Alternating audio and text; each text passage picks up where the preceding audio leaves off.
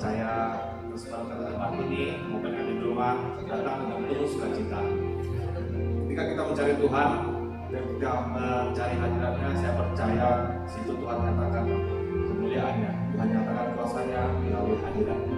Mari saya undang Bapak Ibu kita tundukkan kepala masuk ke dalam doa. Kami bersyukur Tuhan atas segala kebaikan-Mu yang Engkau kerjakan melalui hidup kami dan di dalam hidup kami Tuhan. Kami percaya Tuhan Engkau Allah yang hadir di tengah-tengah kami pada saat ini. Kami rindu untuk menyenangkan hati-Mu Tuhan, meninggikan nama-Mu dan memuliakan nama-Mu di tempat ini. Pujilah nama-Mu Tuhan, kami mengucap syukur dan berdoa. Amin. Saat ku masuk ke hadirat-Mu, bawa persembahan ke tempat kudus-Mu, pujian tunaikan sembah ku berikan bagi-Mu Allah yang mulia. Oleh kami Tuhan, Kau layak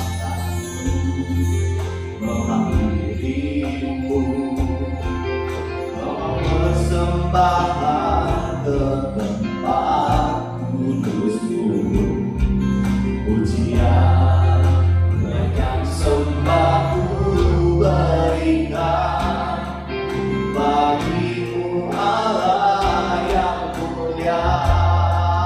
Oleh kuasa darah-Mu, Kau telah menebus dosa-Ku. Umurnya mengikutiku, kasih-Mu memulihkan hidupku. Sungguh besar anugerah-Mu, Kau selamatkan hidupku. Ku menjadi ciptaan yang baru oleh kuasa darah-Ku.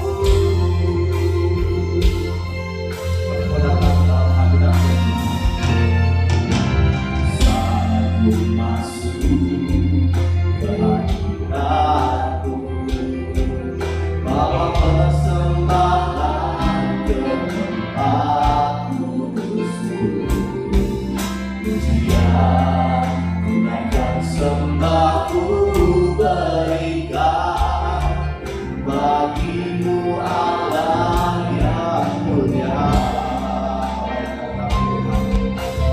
Kau layak menghadiri-Mu, melihat akan kemuliaan-Mu Tuhan. Pujian tunaikan sembah ku berikan bagi-Mu Allah yang mulia. Oleh kuasa darah-Mu, Kau telah menebus dosa-Ku. Keputusan-Mu mengikutiku, kasih-Mu memulihkan hidupku. Sungguh besar anugerah-Mu, Kau selamatkan hidupku. Ku menjadi ciptaan yang baru oleh kuasa darah-Mu.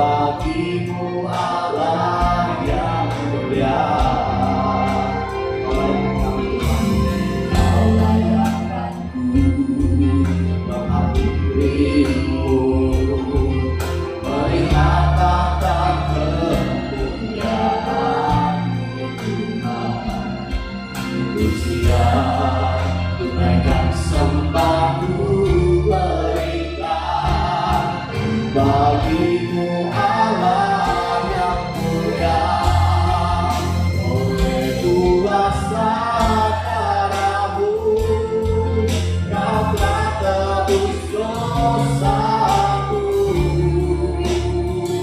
kekudusan-Mu mengikutiku, kasih-Mu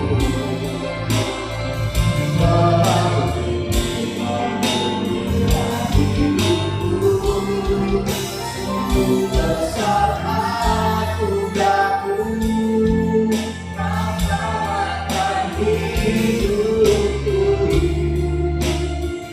Ku menjadi ciptaan yang baru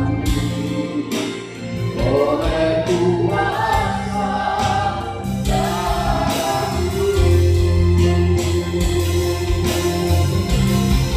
Oleh kuasa Kau telah tebus dosaku,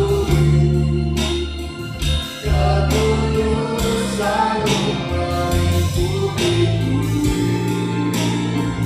kasih-Mu Tuhan memulihkan hidupku. Sungguh besar anugerah-Mu, Kau selamatkan hidupku. Ku menjadi ciptaan yang baru oleh kuasa darah-Mu.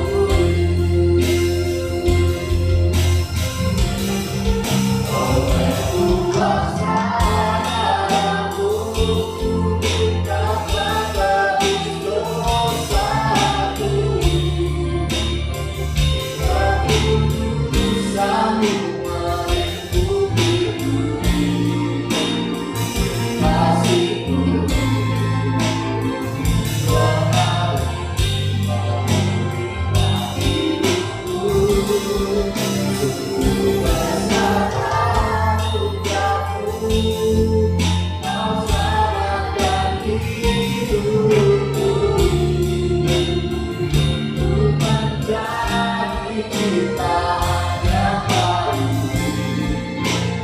oleh kuasa darah-Mu.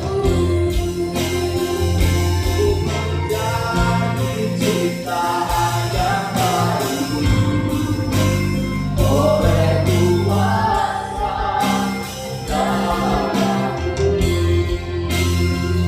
Ku menjadi ciptaan yang baru oleh kuasa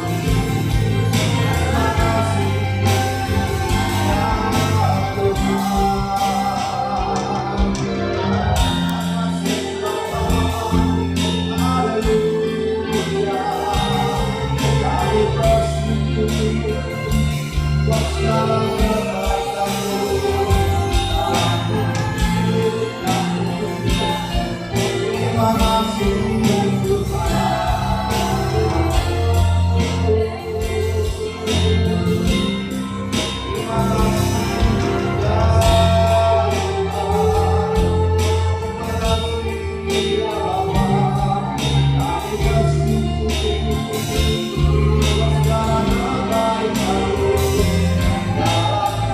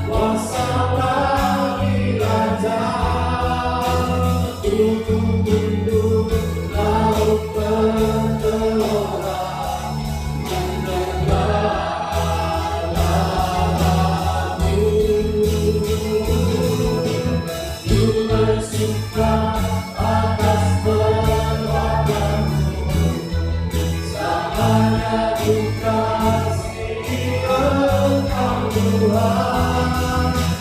Tiada ganti seperti yang ada padamu.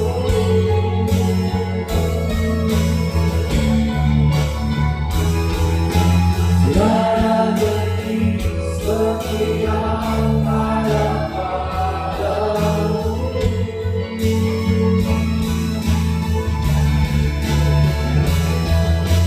Tiada ganti seperti yang ada padamu.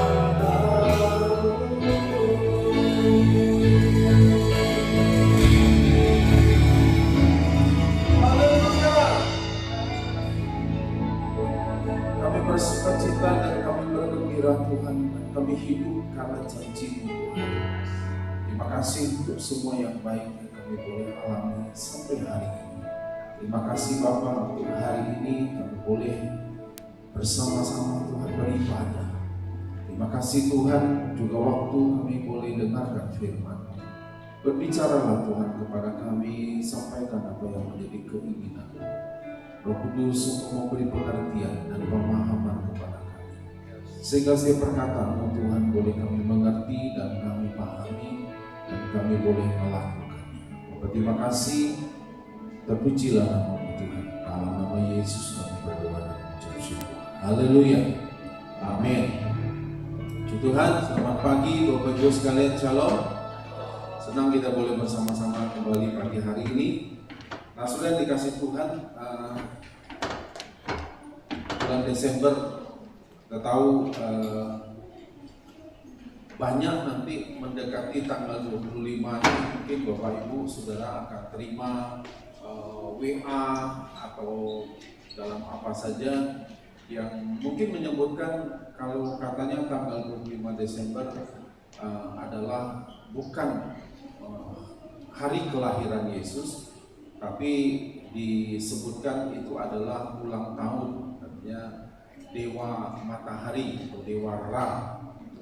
Nah saudara, saya perlu jelaskan supaya Bapak Ibu juga jangan was-was, jangan bingung bahwa sebetulnya ini berita yang salah, hoax ya. Kenapa? Karena justru ini munculnya itu adalah di abad ke-14 baru berita ini oleh orang-orang yang punya pemahaman anti Katolik ya. Jadi dia berpikir itu semua kan karena Katolik, dan dia menganggap semua apa yang dari gereja Katolik pernah lakukan itu salah semua. Nah saudaraku, tidak tepat. Kita tidak bisa melihat hanya dari satu sisi. Nah dari perhitungan saya tidak bahas detail, tapi kalau Bapak Ibu ingin lihat secara jelas ya, karena saya sudah dalam beberapa bulan ini saya coba searching beberapa pakar-pakar. Nah salah satunya nanti Bapak Ibu boleh lihat di YouTube tentang Bapak Bambang Nursena yang cerita tentang Natal. Sebetulnya memang tanggal 25 Desember lah hari kelahiran Yesus. Dan ini sudah diperkuat oleh di abad yang pertama, 100 tahun lebih setelah Yesus meninggal, setelah Yesus bangkit.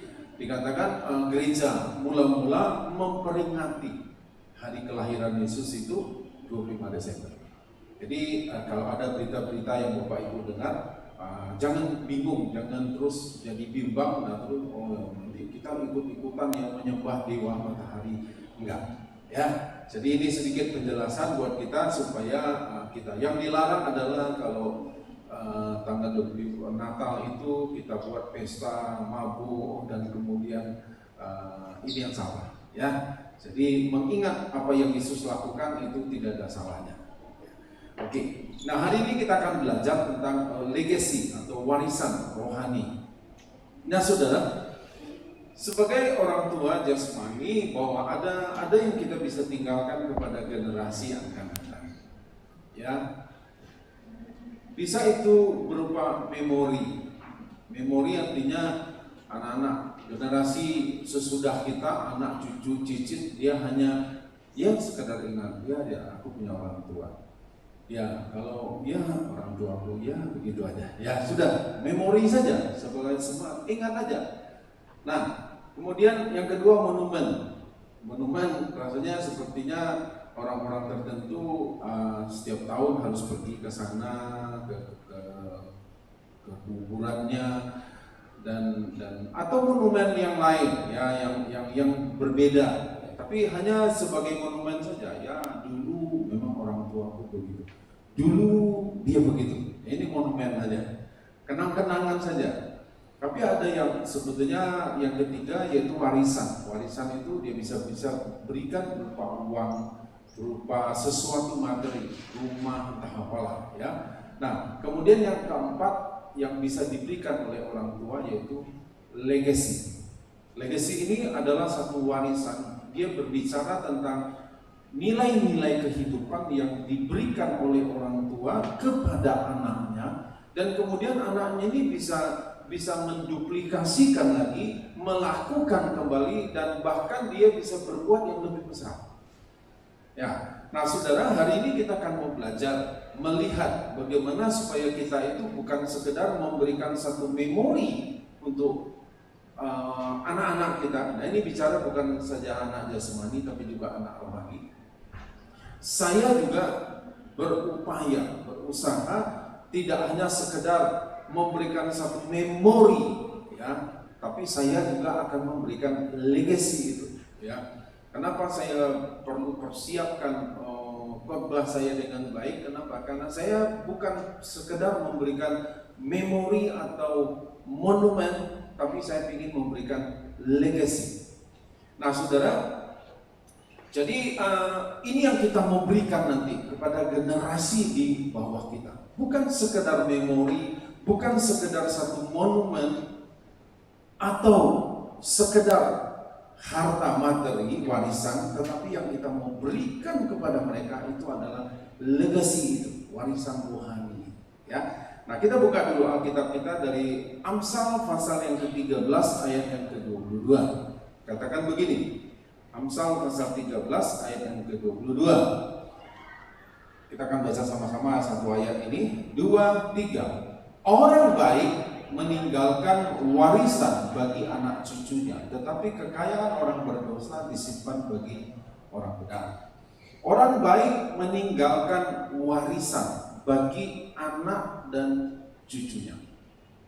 Nah saudara, meninggalkan warisan berarti ada sesuatu yang bisa diterima oleh generasi yang berikutnya.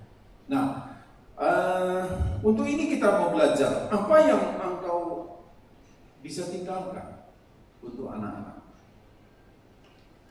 Kalau kita berikan uang, betul, tapi uang itu bisa habis.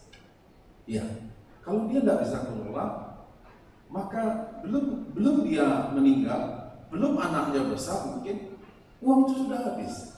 Kalau hanya uang, ya, uang bisa materi apa saja, ya, dan berapa banyak akhirnya anak-anak tidak bisa justru mengelola dan akhirnya apa yang diberikan itu bukannya bertambah banyak, malah habis.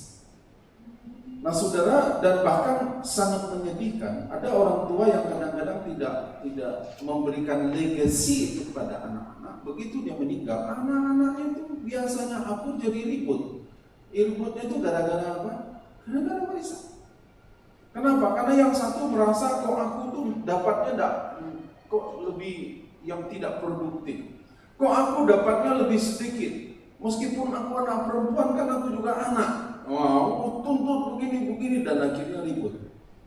Bahkan ada yang sampai bunuh-bunuhan. Ada yang sampai suruh orang lain untuk bunuh. Kenapa? Gara-gara itu. Karena orang tua hanya memberikan warisan tapi tidak memberikan legacy. Nah, saudara, apa yang kita mesti belajar ya sehingga kita itu bisa memberikan legacy untuk anak-anak kita ya. Mazmur 37 ayat 25 dan 26. Katakan begini, Mazmur 37 ayat 25 dan 26. Kita akan lihat. Saya akan bacakan. Dahulu aku muda, sekarang telah menjadi tua, tetapi tidak pernah kulihat orang benar ditinggalkan, atau anak cucunya meminta-minta roti. Tiap hari ia menaruh belas kasihan dan memberi pinjaman, dan anak cucunya menjadi berkat. Saudara, dikatakan ini Daud katakan dalam perjalanan hidupku, dia bilang dulu aku muda, sekarang aku sudah menjadi tua. Tapi dia bilang sepanjang umur yang hidupnya dia itu, dengan segala macam liku-likunya, dia bilang tidak pernah aku lihat orang benar ditinggalkan Tuhan. Nah, jadi saudaraku, bagaimana kita itu bisa meninggalkan sesuatu kepada generasi di bawah kita? Kita harus jadi orang benar.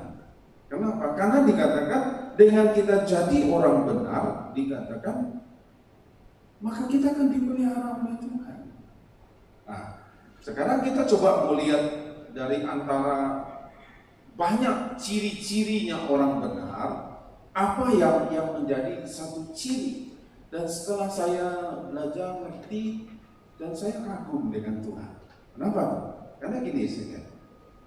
Baca lagi ya, ayat 25 dan 26.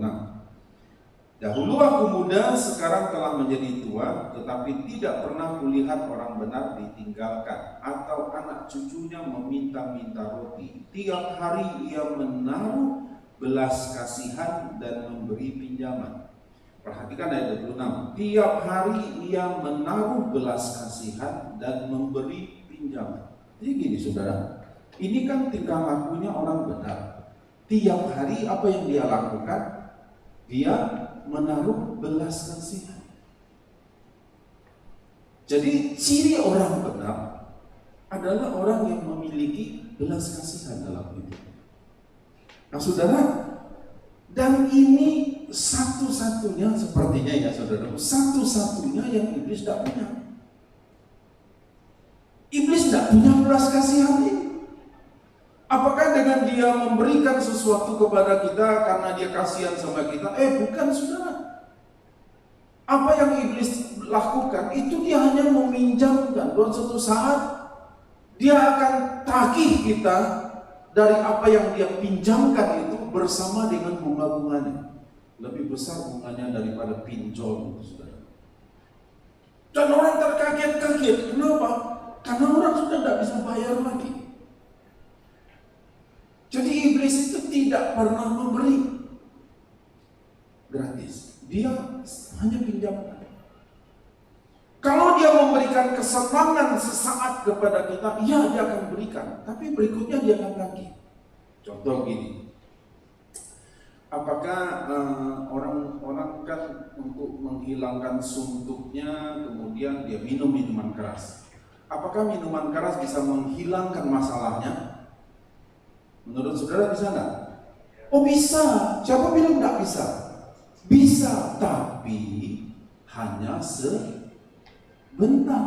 Selagi pengaruh dari minuman keras itu merasuki dia lupa. Kenapa? Orang lagi mabuk. Orang mabuk mana ingat masalahnya? Betul kan? Dia nggak ingat lagi, nggak pusing, utangnya belum bayar. Dia nggak pusing dengan apa-apa. Kenapa? Lagi mabuk. Tapi begitu kesadarannya muncul, masalahnya muncul nggak? Ya kembali lagi masalahnya. Jadi apakah iblis memberikan kesenangan, lupa dengan bisa melepaskan orang dari masalahnya? Bisa, tapi hanya sebentar.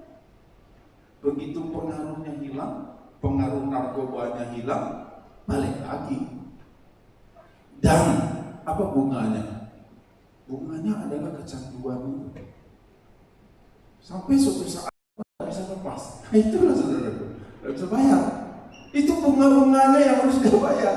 Jadi iblis tidak punya belas kasihan. Nah, satu-satunya yang tidak iblis punya itu seperti saya coba cek itu belas kasihan itu. Jadi apakah iblis berbelas kasihan dengan kita? Oh, kasihan ya, dia sudah susah, sudah miskin, melarat lagi, udahlah jangan disiksa lagi. Enggak, saudaraku.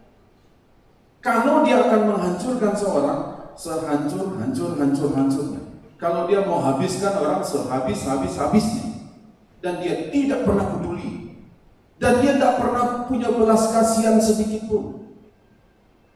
Jangan pikir nanti dia kasihan, enggak. Nanti kasihan, nanti setelah masuk neraka sekian waktu kemudian berbelas kasihanlah. Enggak ada belas kasihan. Makanya kita perlu jaga hidup kita, saudara. Kenapa? Karena kalau kita lakukan sesuatu tidak berlaku seperti orang benar, nanti kita akan dihajar habis-habisan. Ya, nah saudara, jadi orang benar itu dia memiliki belas kasihan. Belas kasihan.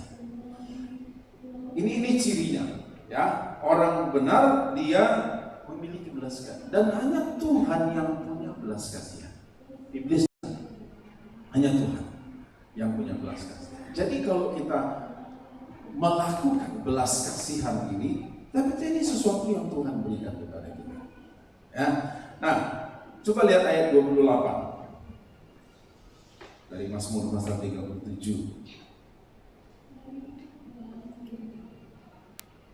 Sebab Tuhan mencintai hukum dan Ia tidak akan meninggalkan orang-orang yang dikasihinya sampai selama-lamanya mereka akan terpelihara. Tetapi anak cucu orang-orang fasik akan dilenyapkan. Nah, saudara,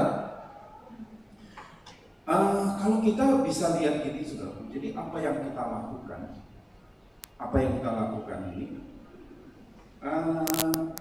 siapa yang akan menikmati hasilnya? Ya kita juga. Apakah itu berkat atau kutuk? Siapa yang akan menikmatinya? Ya yang bersangkutan. Jadi bukan orang lain, saudara yang akan menikmati. Nah saudara, jadi perlulah kita itu melihat, aku ini punya belas kasihan. Kalau aku lihat orang lain menderita, itu aku punya belas kasihan gak? Dengan penderitaan itu.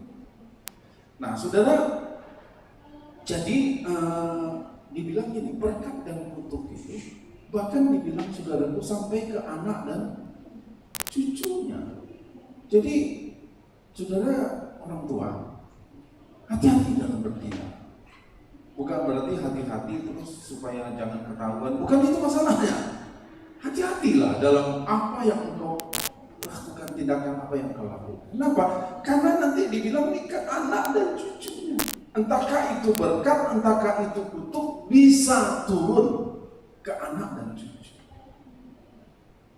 Loh kalau gitu Tuhan kan bilang dosa bapak sama dosa bapak, anak dosa anak, betul. Tapi dampaknya itu saudaraku. Dan yang kayak begini, kalau anak kita juga tidak mau jadi orang benar, maka dampaknya itu akan turun. Terkena langsung dia dampaknya. Jadi ini kita perlu hati-hati, betul-betul hati-hati dalam bertindak. Pikirkanlah dulu masa-masa. Kenapa? Karena bukan cuma kita, tapi ada generasi di bawah kita ini yang akan merasakan dampaknya. Entahkah karena kita orang benar atau kita orang fasik.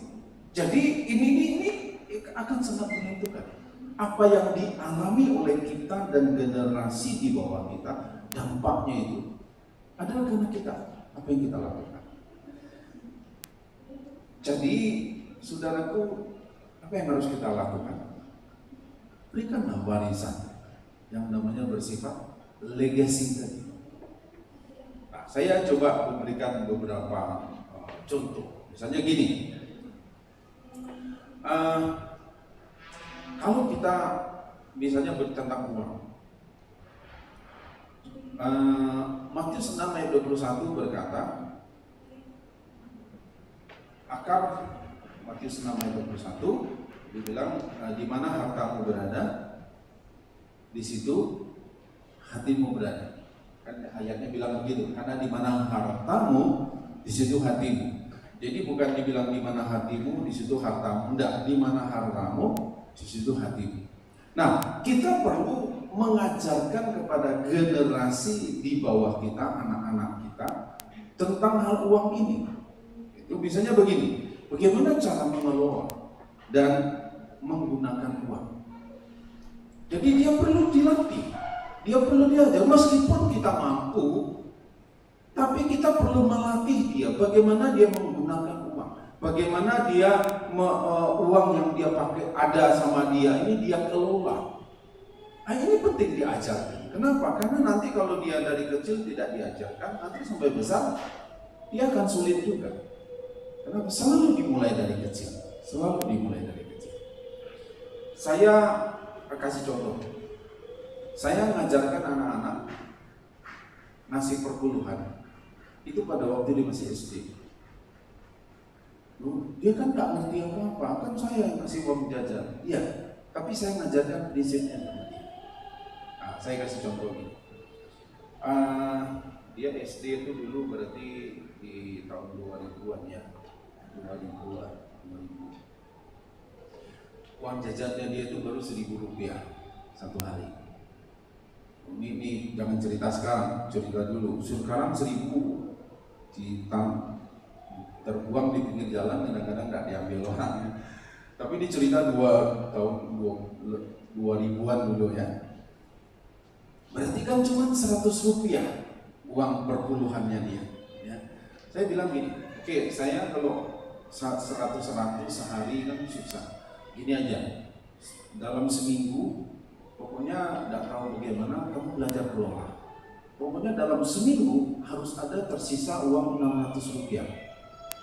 Karena Rp100 sehari kan, Senin sampai Sabtu. Pokoknya dalam 1 minggu kamu masih ada tersisa uang Rp600. Supaya apa? Hari Minggu kamu masukkan di gereja. Waktu kamu sekolah Minggu, kamu buat perpuluhan atas nama ini. Saya ngajarin dia. Belajar dia mengelola dari kecil itu. Dan saya amati setelah dia berumur 30-an tahun sekarang, sampai hari ini dia tidak pernah lupa dengan perpuluhan. Kenapa? Karena dari kecil diajarin. Jadi uang jajannya dia, saya belajar melatih dia mengelola, menggunakan uang. Boleh caranya bagaimana? Yang penting Sabtu harus ada Rp600. Nah, itu salah satu cara. Nah, jadi saudara, orang benar itu dengan keuangan kita kasih tahu bagaimana cara dia mengelola dan menggunakan uang. Apa yang dia boleh beli, apa yang tidak. Nah, kemudian cara yang benar untuk melipat gandakan setelah dia mulai besar. Mesti dididik supaya dia tahu nilai masalah tentang keuangan itu. Nah, kemudian saudaraku, sikapnya terhadap keuangan, sudut pandangnya terhadap uang. Jadi kita tidak alergi lah. Saudara, memang uang bukan segala-galanya. Betul, kita setuju. Betul ya? Uang memang tidak segala-galanya. Tapi segala-galanya perlu uang. Saya ulang ya. Uang bukan segala-galanya. Tapi segala-galanya itu perlu uang. Saudara naik sepeda motor, memangnya bisa pakai Tuhan memberkati beli bensin? Nggak bisa, saudara, mesti beli pakai uang. Parkir motor, parkir mobil, pakai uang. Memang uang bukan segala-galanya, tapi segala-galanya perlu uang. Jadi jangan terlalu, wah, uang dosa. Enggak, yang dosa itu akar segala kejahatan adalah cinta akan uang. Tapi uangnya enggak dosa. Dan Tuhan juga bukan berarti Tuhan bilang orang percaya biar miskin-miskin saja. Itu ayat tadi kita sudah baca, ya kan? Dari Mazmur 37 tadi kan? Tidak pernah kulihat orang benar meminta-minta, katanya. Artinya apa? Dia cukup. Hidupnya itu dicukupkan, dipelihara oleh Tuhan. Tidak pernah dia minta roti. Roti itu kan kebutuhan sehari-hari. Nah, saudara, jadi kita percaya ini Tuhan pelihara kita. Sebagai orang benar, Tuhan pasti pelihara kita. Dengan apa? Dengan caranya Tuhan. Cuma kita perlu mendidik, memberikan legacy itu, mengajarkan tentang nilai-nilai. Satu kali saya ketemu dengan satu anak muda, saya tanya, kamu punya mimpimu apa? Dan saya bilang, saya salut. Kenapa? Karena dia bilang, mimpi saya suatu saat saya akan jadi pengusaha. Tapi pengusaha yang murah hati. Lalu saudara, ini tidak mudah. Nggak mudah. Kenapa? Orang banyak mau jadi pengusaha, tapi pengusaha yang murah hati,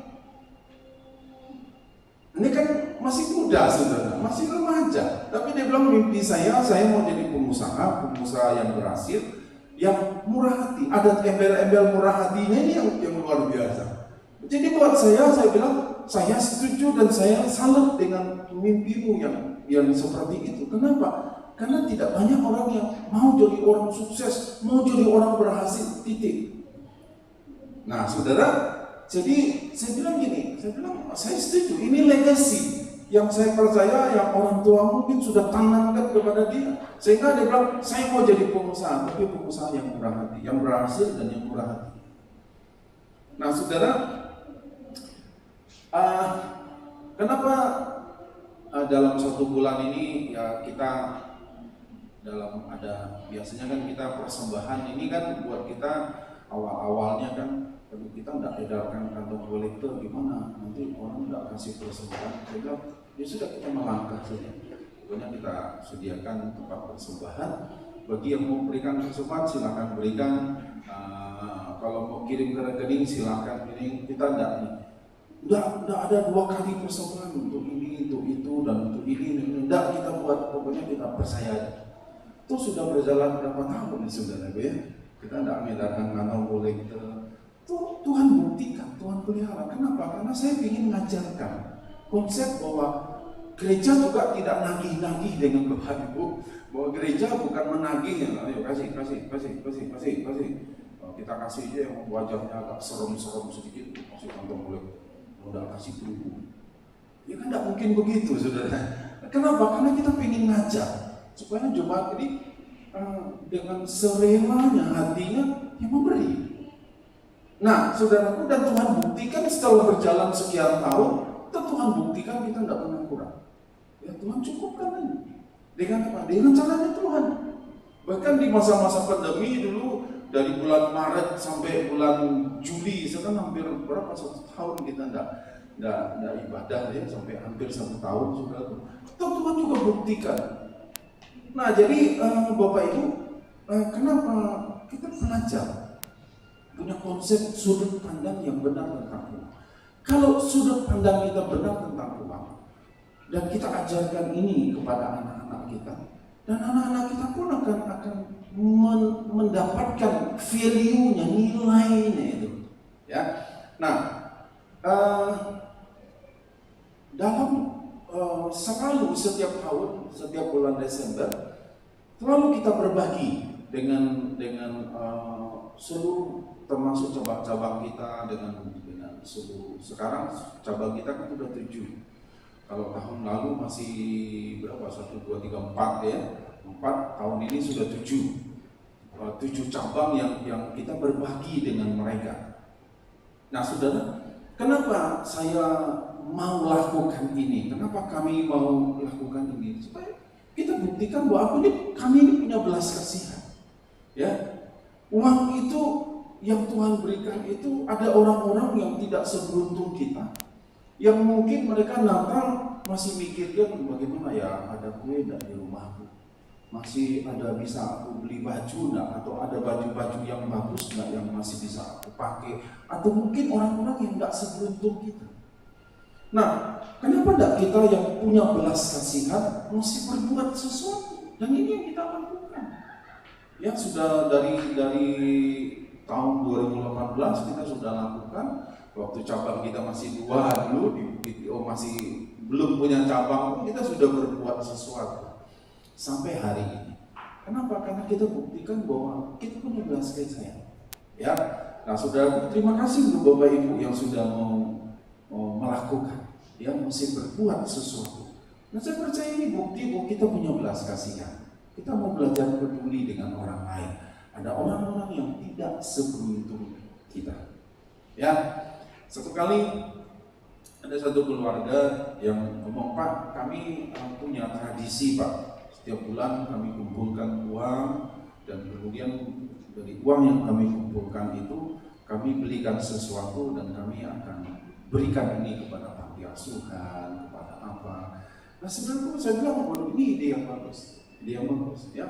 Keluarga nyicil tiap bulan, kumpulin, nanti di momen tertentu berikan sesuatu dan diberikan. Saya bilang ini tanda. Sebetulnya saudaraku, buat kita ini manusia, sebetulnya dalam diri kita, dalam diri kita sudah ada belas kasihan itu. Cuman sekarang ini bagaimana kita itu mau mematikan belas kasihan itu, atau kita mau mengembangkannya, membuat belas kasihan yang proporsinya, belas kasihan yang lebih hebat lagi.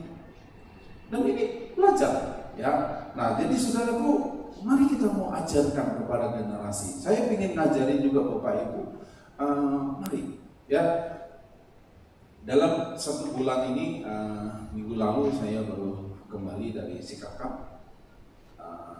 Sikakap ini saya udah rasa, saudaraku. Kenapa? Karena saya cuma lihat dari sekilas perbandingan gini. Karena waduh, ini daerahnya pasti tertinggal. Memang betul setelah pabrik Minas, perusahaan Minas sudah meninggalkan pulau itu dan kemudian tidak ada lagi pabrik kayu di sana. Dan dari mana saya tahu? Satu kali saya coba saya lihat jadwal di Mentawai Fest. Saya bilang ini kenapa? Waktu itu saya tanya, loh kenapa tidak ada jadwal ke Sikakap? Tidak ada penumpang. Pernah kami coba, penumpang cuma 7 orang, kapasitasnya 200. Penumpangnya 7 orang, ya tidak rugi lah, pasti rugi. Saya bilang pasti perekonomian Anda tidak bagus.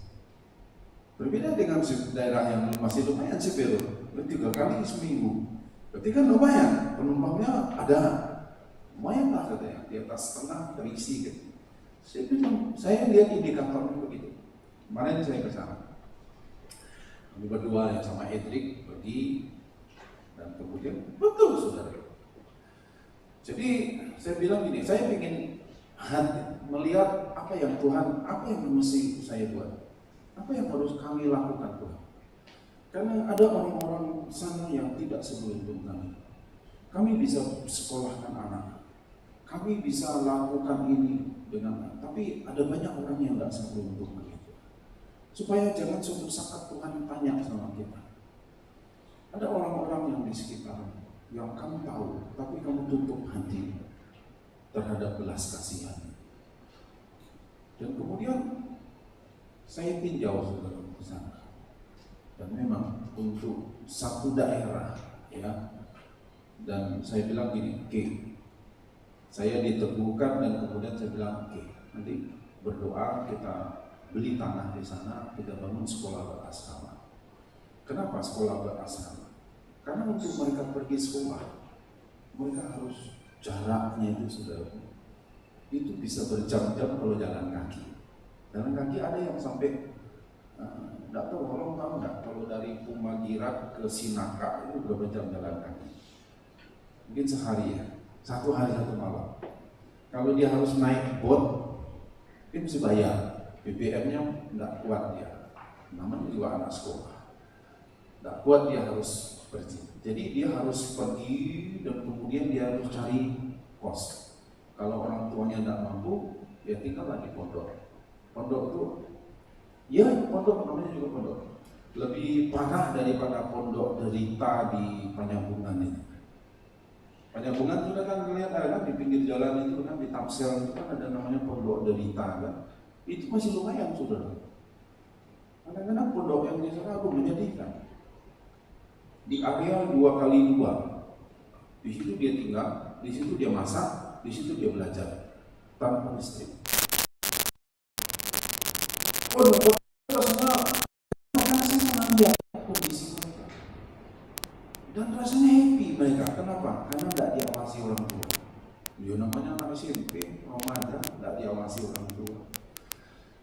Satu kali kemudian ada cerita, waduh ini menyedihkan saudara. Waduh buat saya rasanya, saya cerita kemudian seseorang ini dia bilang gini, ya adik saya di sekolah dia untuk sampai ke kampungnya dia, kalau dia pulang dari Padang kerja, pulang ke Padang berangkat dia mesti naik boat pergi ke satu daerah namanya Saibi. Dari Saibi dia mesti jalan kaki. Kenapa? Ada uang untuk sewa boat, mesti jalan kaki. Tidak lama, cuman kira-kira 16-17 jam jalan kaki. Baru sampai kampung. Ini sekolah SMP kelas 1. SMP kelas 1. Sekolah laki-laki. Baru nih cerita-cerita di rumah. 2 bulan kemudian adiknya ini yang laki-laki ngambilin perempuan yang sudah SMA. Wih, sudah dulu. Di depan cerita, kenapa? Ya kan tinggal di pondok tanpa pengawasan. Ini anak remaja. Siapa yang anak remaja yang suka dikekang? Coba tanya kepada anak remaja. Suka di rumah saja.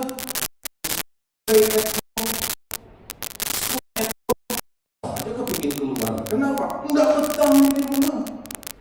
Seperti anak kopi, anak boneka itu di rumah. Anak remaja siapa yang remaja tidak diawasi kejadian. Ada saudara-saudara menjadi. Saya bilang, oke kita berdoa. Tuhan, tanganku cuma begini, tapi aku berdoa. Apa yang aku tidak bisa jangkau, aku minta tanganmu yang kuat untuk menjangkau, supaya itu bisa terjangkau dan aku bisa lakukan Tuhan. Nah saudara, saya ingin buat kita, ayo, ada banyak orang yang tidak seberuntung kita. Kenapa kita tidak coba mau belajar yang memang Tuhan sudah berikan ada dalam hidup kita? Belajar. Ya, saya ingin dorong kita semua, Bapak Ibu, tidak selalu tulisan uangnya, tapi adalah legacy yang kita mau tanamkan sama anak-anak kita. Kita perlu ajarkan mereka, oke, Papa Mama lakukan ini, dan kemudian apa yang Tuhan lakukan. Bagaimana Tuhan memberkati usaha pekerjaan kami karena dan kenapa? Karena banyak di sekitar kita ada orang-orang yang tidak seberuntung kita, dan Tuhan berikan itu sebetulnya ada di hidup kita. Nah, saya ingin nanti saudara itu mungkin di bulan Januari kita akan coba, saya akan update nanti apa yang kita akan buat, apa yang akan kita lakukan. Nah, saya ingin dorong kita, ayo bersama-sama. Ya. Nah, kenapa? Karena memang inilah legasi yang kita bisa berikan kepada generasi berikut. Mengajarkan kepada mereka bahwa dalam diri kita ini ada belas kasihan. Saya aja kurang. Gimana saya bisa? Sebetulnya kalau kita mau bisa. Ya, sebetulnya kalau kita mau bisa nggak? Bisa. Saya pernah mengajarkan sama anak-anak yang sekolah ini. Dan tidak kamu potong uang jajan. Jangan tidak makan. Tetap harus jajan. Tapi harusnya kamu belinya TS. Ya sudah, beli air putih saja. Semuanya kamu kasihkan untuk orang-orang yang tidak seperti. Bisa sebetulnya. Kita ini kan bisa aja. Mau lakukan bisa, sangat bisa. Kalau kita mau. Nah, tinggal bagaimana belas kasihan ini kita terus kerjakan dalam hidup kita. Karena sudah ini yang enggak iblis tidak punya ini. Iblis tidak punya ini belas kasihan. Tapi kalau kita sudah tidak punya lagi belas kasihan, nah ini bahaya. Ya, ini berbahaya buat kita. Nah, jadi Bapak Ibu, kalau supaya kita juga menanamkan legacy, karena Tuhan bilang anak cucunya orang benar akan diberkati Tuhan. Jadi kalau saudara sekarang ini kan kayak mata rantai deh. Kita nih jadi anak tapi juga jadi cucu ya, betul kan? Betul kan? Kita anak dan sekaligus juga cucu kan? Kan tidak ada yang tiba-tiba muncul tanpa anak aja begitu lah. Saya datang dari surga, nggak bisa nggak saudara? Ya kan, semua punya, kita ada anak dan kita juga adalah cucu dari. Jadi saudara, berulang kali Alkitab katakan, berulang kali banyak. Salah satunya, Tuhan Salomo. Pada waktu itu karena Salomo berubah setia kepada Tuhan, di akhir hidupnya kalau kita lihat pernyataan-pernyataannya, dia menyadari keadaannya, tapi kan sudah terlanjur banyak kesalahan-kesalahan yang dia buat. Dan Tuhan bilang ini, seharusnya aku pecahkan kerajaan ini karena engkau sudah setia. Tetapi karena jauh Bapak tahan ini. Jadi berikan pengertian begini, saudara dapat berkat, belum tentu karena saudara, belum tentu. Bisa jadi karena orang tua kita, bisa jadi karena generasi di atasnya, kakek nenek kita, orang benar itu. Dan saudara tuh mungkin ada sesuatu yang harusnya penghukuman itu datang dan ditahan, mungkin ya. Kan ada orang yang benar yang dalam hari silsilah hidup kita ini bisa jadi itu terjadi. Saudara dapatkan sesuatu yang berlimpah sekarang ini, mungkin ya, kalau dilihat hidup kita mungkin rasanya kita tidak pantas terima. Tapi kita dapatkan, kenapa? Bisa jadi karena ini yang jaga hidupnya benar. Nah, saudara, jadi kita belajar di sini tentang masalah kesulitan. 1 Korintus 10 ayat 13 berkata, masalah-masalah yang kamu hadapi, ya, cobaan-cobaan yang kamu alami adalah cobaan yang biasa, yang tidak melebihi kekuatan manusia. Dan dikatakan pada waktu kamu dicobai, ia akan memberikan kepadamu jalan keluar sehingga kamu dapat menanggung. Siapa yang tidak punya masalah? Semua kita punya masalah. Tapi kita perlu ajar, ini legacy itu kita perlu berikan. Jangan tutup-tutupi. Ada memang yang masalah yang kita tidak harus open 100% kepada anak-anak kita. Tapi ada baik.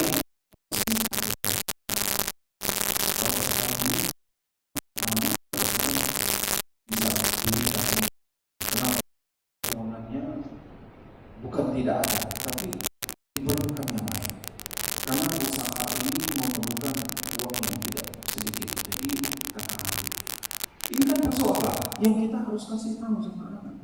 Kenapa kadang-kadang orang tua ini merasa dia ini kayak jadi Superman. Semua permintaan anak dia bisa penuhi. Biarlah dia korban asalkan permintaan, keinginan anak dipenuhi. Tidak selalu, saudaraku. Mesti ajar juga kepada anak berkata tidak. Berkata tunggu kepada dia. Kenapa? Karena tidak semua harus kita penuhi keinginan.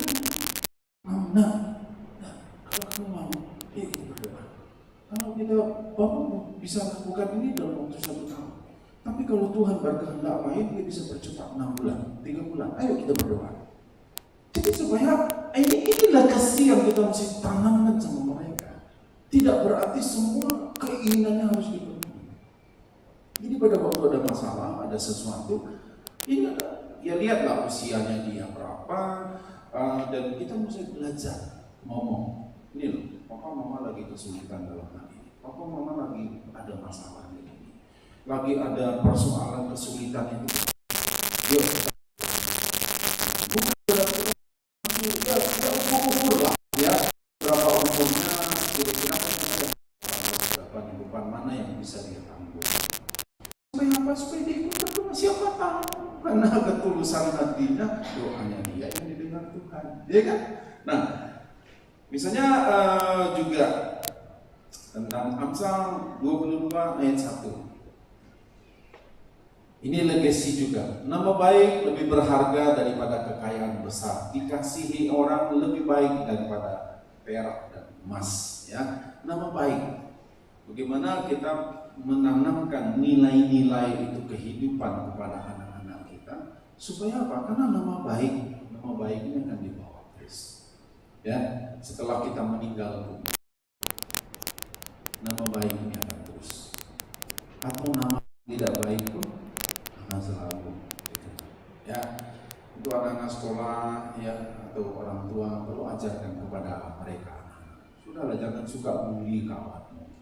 Ya. Karena mungkin kondisi tubuhnya atau kondisi apanya gitu, ekonominya, kondisi apanya, Nah, terus kemudian kita kasih gelar kepada dia, gelar yang kadang-kadang membuat dia malu, itu bisa menghancurkan masa depan. Ya, saya pernah cerita ada seorang yang akhirnya anaknya bunuh diri. Ya memang dia salah bunuh diri, tapi karena dia tidak tahan diri. Kenapa? Karena dibully sama kawan-kawan. Anak SMP, anaknya baik. Kenapa? Dia dikasih gelar sama kawan-kawannya si Burjo, namanya apa gitu, tapi belakangnya Burjo. Burjo itu bubur kacang hijau, karena bapaknya jual kacang hijau, bubur kacang hijau yang berubah-ubah. Dia sudah bilang, Pak, aku pulang kampung aja, biar aku sekolah di kampung, biar aku tinggal sama nenek. Kenapa? Karena aku sering dibully sama kawan-kawanku. Mereka bilang nadanya itu, ngomongnya itu nada ngejek, dibully dia dengan nada ngejek. Apa gitu, Peggy, Burjo. Jadi kadang-kadang namanya itu hilang. Jadi siapa Burjo? Jadi dia merasa orang tuh ngejek dia, ngejek pekerjaan bapaknya. Karena tukang jual bubur kacang hijau. Dan akhirnya kemudian satu kali bapak tidak tunggulah. Kalau bapak antar kamu pulang kampung, bapak harus berhenti jualan. Tunggu nanti pas liburan ini orang biasanya sepi, dan bapak antar kamu pulang. Tidak sampai waktu yang dijanjikan bapaknya. Pagi-pagi bapaknya kaget karena anaknya sudah mati dan berdiri di kamar. Kenapa? Karena tidak tahan. Nama baik itu lebih berharga. Ya, orang tua apa yang akan kita bisa wariskan kepada anak-anak kita? Legacy apa yang kita bisa wariskan? Jaga nama baik, supaya anak kita tidak pernah malu dengan kita. Ini kasusnya beda ya dengan anak dari itu, karena orang lain. Tapi jangan sampai anak kita malu. Apa tuh? Bapaknya masuk penjara karena korupsi. Malu. Bapaknya masuk penjara karena ini. Waduh, bapaknya, mamanya begini. Jagalah nama baik kita. Apa yang kita bisa, legacy apa yang kita bisa kasih sama anak kita? Apa yang kita bisa berikan? Nama baik kita. Itu yang kita bisa berikan, wariskan. Dan ini akan bertahan. Kita nggak ada, dia akan bertahan. Kamu anak siapa? Anak situ. Oh, anak situ ya. Memang bapak begitu. Ini susah tuh. Orangnya sudah nggak ada, tapi disebut-sebut terus kan. Alah, mamamu itu pas. Tenang. Dosa cerita mamamu itu karena ya kita bisa tinggalkan itu Allah. Nama baik. Kamu anak siapa? Anak si A. Bapak aku salut ya. Salut ini mama. Kenapa? Oh, ini yang dia lakukan, ini yang dia buat, ini yang dia buat. Itu yang kita bisa wariskan. Nama baik. Amin. Amin, saudara. Jadi hari ini kita belajar, saudara. Tidak hanya sekedar satu memori, tidak hanya sebagai satu monumen, atau tidak sekedar warisan berupa materi, tapi yang kita bisa berikan adalah legacy, warisan yang bernilai kekal. Itu yang kita bisa berikan kepada anak-anak generasi di bawah kita. Kenapa? Karena kita punya belas kasihan. Belas kasihan ini kita terus harus jaga. Tetap harus ada dalam kehidupan kita. Ya, kiranya Tuhan memberkati kita semua. Berikan legacy kepada anak-anak kita, generasi yang ada di bawah kita. Mari kita berdoa. Bapak, terima kasih, kami bersyukur kepada-Mu untuk hari ini. Terima kasih Tuhan. Dan hamba berdoa untuk setiap anak-anak kami yang sudah dengarkan firman, baik yang kami di tempat ini maupun yang ada di rumah. Tuhan, kami mau Tuhan memberikan warisan rohani, legacy itu diberikan kepada anak-anak kami, sehingga dia akan bawa seumur hidupnya. Kami orang benar, janji dari firman bahwa orang benar, anak cucunya akan dipelihara oleh Tuhan. Tapi kalau orang fasik, anak cucunya pun akan terdampak karena perbuatan fasik dari orang itu. Untuk itu Tuhan tolong kami. Roh Kudus ingatkan selalu kepada kami. Belas kasihan itu ada dalam diri kami. Memiliki belas kasihan kepada anak-anak kami. Tidak membiarkan anak-anak kami mengalami kesulitan, kehancuran hidup karena kami tidak menanamkan, memberikan legasi kepada mereka. Tuhan tolong kami. Tolong kami Tuhan. Ampuni kami Tuhan. Ampuni kami. Seringkali kami tidak memberikan contoh yang baik, keteladanan. Kami tidak mengajarkan nilai-nilai. Kami tidak menanamkan hal-hal yang rohani. Benih-benih firman kami tidak berikan kepada anak-anak kami. Ampuni kami Tuhan. Ampuni kami Tuhan.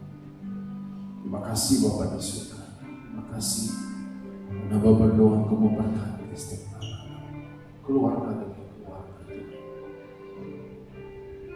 Tuhan berkati suami istri dan anak-anak. Kami orang benar Tuhan. Kami orang benar. Terima kasih Bapa. Terima kasih. Terpujilah nama-Mu Tuhan. Terima kasih Bapa. Terima kasih. Terima kasih Tuhan. Terima kasih Tuhan. Terima kasih Tuhan. Kami bersyukur kepada-Mu. Kami berterima kasih. Terpujilah nama-Mu Bapa di surga. Dalam nama Tuhan Yesus kami berdoa dan mengucap syukur. Haleluya. Amin. Tuhan memberkati kita semua.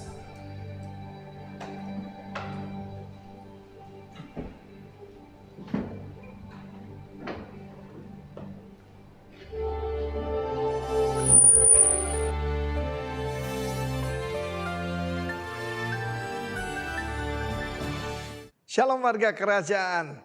Kita sedang mendekati dan merayakan perayaan Natal, kedatangan Tuhan yang pertama. Tetapi tentu saja itu sudah jauh dulu. Kita menantikan Natal, bukan Natal lagi tapi the second coming of Christ sebagai Raja segala Raja. Kita belajar dalam Natal yang pertama itu ada satu keluarga yang bisa menjadi satu contoh buat kita semua. Yaitu bukan lagi Yusuf dan Maria, tetapi Zakaria, Elizabeth, dan Yohanan atau John, putranya. Zakaria artinya remembered by Yah, diingat oleh Tuhan. Oh saudaraku, puji nama Tuhan, kita sering mendengar ya beberapa tahun ini Gusti ora sari, Tuhan tidak tidur. Tapi saya mau beritahu juga Gusti ora linglung. Gusti ora pikun, Tuhan tidak pernah lupa, ya. Jadi saya mau sampaikan kalau Anda merasa dirimu tidak berarti, apalagi kalau kau menilai penghasilanmu yang hilang, mungkin ada properti dan mungkin ada orang-orang yang Anda kasihi yang juga terkena corona dan meninggal. Saya mau beritahu, Tuhan tidak berubah. He still remember you. Kenapa? Sebab saudara dan saya telah ditebus oleh darah Tuhan Yesus. Tapi bagi Anda yang belum mengenal Tuhan Yesus, senang gak diingat oleh Tuhan? Di dalam perjanjian lama ada seorang ibu yang mandul, yaitu Hana. Dan dia menjerit kepada Tuhan sebab dia dipermalukan, diejek. Mungkin beberapa saudara sedang mengalami seperti itu. Tetapi ketika mereka menyembah Tuhan dan Elkana berhubungan dengan Hana, God remember Hana. Tuhan mengingat Hana dan lahirlah Samuel, sang reformator yang merubah yaitu dari penyembahan berhala bangsa Israel kepada Tuhan yang benar. Karena itu saudaraku, nama Zakaria ini penting sekali. 400 tahun yang lalu sebelum dia, ada seorang nabi bernama Zakaria. Itu nabi terakhir dalam perjanjian lama, yang juga mengalami aniaya. Ini zaman Herodes. Saudaraku, dunia ini sedang dikuasai oleh Herodes. Anda mungkin sedang mendengar bagaimana the Temple Mount, yaitu di mana dulu ada bait Allah, dikatakan milik kepercayaan lain. Oleh siapa? Oleh PBB. Dunia sedang seperti itu. Tetapi God remember you. Tuhan mengingat Anda. 400 tahun tidak ada firman. Siapa dipilih Tuhan? Zakaria dan Elizabeth yang setia di hadapan Allah. Elizabeth artinya the oath of Jehovah. Allah telah bersumpah. Tuhan tidak perlu bersumpah kan? Elizabeth atau Elisheva artinya sumpahnya Tuhan atau Tuhan telah bersumpah. El itu God. Sudah memberikan Sheva, perjanjian. Luar biasa. Kalau dia sudah berjanji pada Abraham, apa hubungan kita dengan Abraham? Melalui Kristus. Bukan melalui Natal tapi Golgota dan kebangkitan. Maka suatu melalui kematiannya, kutuk telah dirubah menjadi berkat. Jadi hari ini kalau engkau mungkin gak diingat oleh bosmu, engkau tidak diingat oleh para pimpinanmu, engkau seperti dilupakan. Remember, you are not forgotten. Ya, engkau diingat oleh Tuhan. Sebab engkau berharga di matanya dan mulia. Karena itu jangan stres, jangan sedih, jangan putus asa. Sebab God is the hope for the hopelessness. Jesus is the reason for the season. Karena itu katakan bersama saya, I'm remembered by Jehovah. Aku diingat oleh Tuhan. Senang gak saudaraku? Kalau sudah diingat oleh presiden aja senang. Apalagi diingat oleh Tuhan. Yes, Zakaria, engkau diingat oleh Tuhan. Dan Gabriel diutus untuk memberikan kabar baik. Dalam nama Tuhan Yesus. Amin.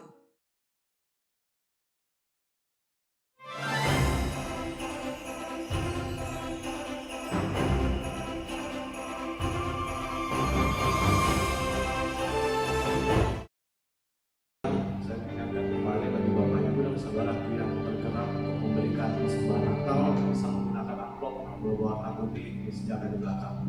Mari Bapak Ibu kita pakai berdiri kita akhiri ibadah. Haleluya, haleluya, bagi anak domba. Haleluya, haleluya, hanya berdoa. Setiap kita, suku bangsa, semua makhluk dan tulang. Berikan glory, berikan hormat, beri pujian bagi anak domba.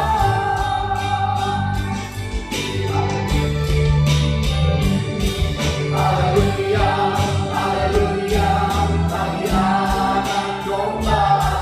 Haleluya, haleluya, hanya berdoa. Setiap lidah, suku bangsa, semua makhluk dan tulang. Berikan glory, berikan hormat, beri pujian bagi anak domba. Beri pujian bagi anak domba. Beri pujian bagi anak domba.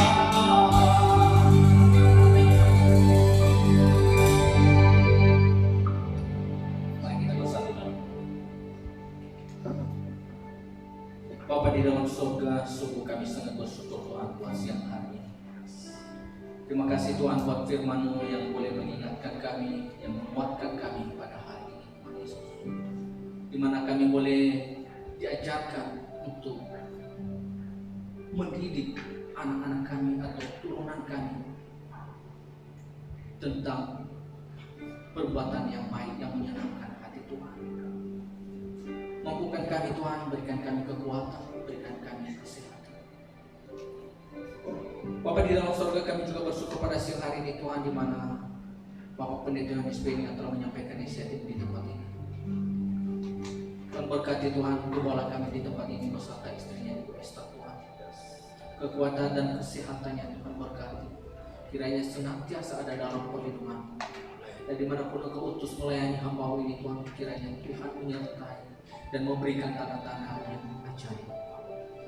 Kami juga berdoa Tuhan buat kesempatan ini, buat Bapak Pendeta Timotius Arifin dan Romi Daud, Tuhan Yesus, beserta istri dan anak. Berkati mereka Tuhan Yesus, kekuatan dan kesehatan mereka senantiasa ada dalam pemeliharaan. Kami juga berdoa Tuhan buat bangsa dan negara kami yang kami kasihi ini. Berkati para pemimpin bangsa dan negara kami. Berikan mereka roh yang takut akan Engkau, agar mereka bisa menjalani roda pemerintahan ini dengan baik dan sungguh-sungguh. Berkati mereka Tuhan Yesus, kekuatan dan kesehatan. Berikan roh yang takut akan Engkau. Begitu juga dengan kota kami, kota Padang yang kami cintai. Jika Tuhan menempatkan kami di kota ini, kami percaya bukan suatu kebutuhan, tetapi karena ada rencana Tuhan yang indah di kota ini, Tuhan Yesus. Tuhan berkati kota ini, Tuhan Yesus. Para pemimpin kota ini, Tuhan berkati kota Yesus. Dan juga Tuhan, di mana kami boleh beribadah setiap minggunya di tempat ini. Tuhan, terima kasih Tuhan, berkati manajemen hotel ini, Tuhan. Serta karyawan bekerja di tempat ini, Tuhan, berkati mereka. Dan berkati setiap pengunjung hotel ini, Tuhan Yesus. Agar mereka juga bisa merasakan bahwa ada hadirat Tuhan di tempat ini. Terima kasih Tuhan buat kesempatan ini juga, Tuhan, di mana kami boleh beribadah setiap minggunya di tempat ini, Tuhan Yesus. Berkati umat-umat-Mu Tuhan yang boleh beribadah di tempat ini maupun yang ada di rumah saat ini, Tuhan Yesus. Kau tahu segala isi hati mereka yang tak tersembunyi bagimu. Dalam setiap pergumulan mereka, kiranya hanya Engkau Tuhan yang menjadi sumber jawaban bagi mereka. Jika mereka dalam saat ini Tuhan dalam keadaan sakit, Tuhan sembuhkan. Berikan kuasa kesembuhan Tuhan. Yang lemah Tuhan kuatkan. Yang berbeban Tuhan berikan kelegaan Tuhan Yesus. Yang membutuhkan pertolongan Tuhan hari-hari ini, kiranya Tuhan yang memberkati. Terima kasih Tuhan buat hari-hari ini. Tuhan berkati umat-umat jemaat yang ada di tempat ini, Tuhan Yesus. Berkati keluarga demi keluarga, Tuhan Yesus. Berkati anak-anak kami, Tuhan Yesus. Berkati usahakan pekerjaan kami, Tuhan Yesus. Dalam setiap apa yang kami perbuat ke depan, Tuhan, kiranya Tuhan yang memberkati dan melindungi. Terima kasih Bapak di surga. Jadi sebentar lagi juga kami akan memberikan persembahan kami, Tuhan Yesus. Berkati setiap persembahan yang kami berikan, Tuhan Yesus. Pakai Tuhan Yesus sebagai alat Tuhan Yesus, agar persembahan yang kami berikan bisa menyenangkan hati Tuhan. Baik itu persembahan pertumbuhan, persembahan diakonia, ucapan syukur, atau persembahan kasih sosial Natal kami pada tahun Tuhan berkati. Kau Tuhan yang memberkati dan membalas dengan berlipat-lipat ganda. Terima kasih Tuhan buat hari ini, Tuhan Yesus. Jadi sebentar lagi kami akan pulang ke rumah kami masing-masing, Tuhan. Berkati lindungi kami dalam perjalanan, Tuhan Yesus. Antarkan kami ke rumah masing-masing dengan selamat, Tuhan. Dan terlebih dahulu Tuhan Yesus, kami rindu menerima berkat melalui Bapa. Sudah kita mau angkat tangan kita, mengarahkan hati kepada Tuhan. Sudah dikasihi oleh Tuhan. Pulang dan terimalah berkat yang berlimpah dari Allah Bapa, kasih, damai dan sukacita dari Yesus Kristus Allah, persekutuan dengan Allah Roh Kudus yang menyertai kehidupan, mulai dari saat dan bahkan sampai selama-lamanya. Yang percaya dan diberkati bersama-sama katakan amin. Saudara, saya mungkin ada satu pengumuman. Besok minggu depan kita ibadahnya di ballroom karena ruangan ini dipakai. Jadi kita ibadah di ballroom yang di sebelah ya. Jadi kalau saudara jangan masuk dari sini dan ingin dipakai, mungkin masuk dari depan ada. Ya, tanggal 26 kita tidak ada ibadah karena kita ibadahnya tanggal 25 hari Sabtu jam 7 malam. Ya, Sabtu jam 7 malam tanggal 25 Desember. Kemudian tanggal 26-nya kita tidak ada ibadah. Ya, selamat hari Minggu, Tuhan memberkati semua. Shalom. Shalom.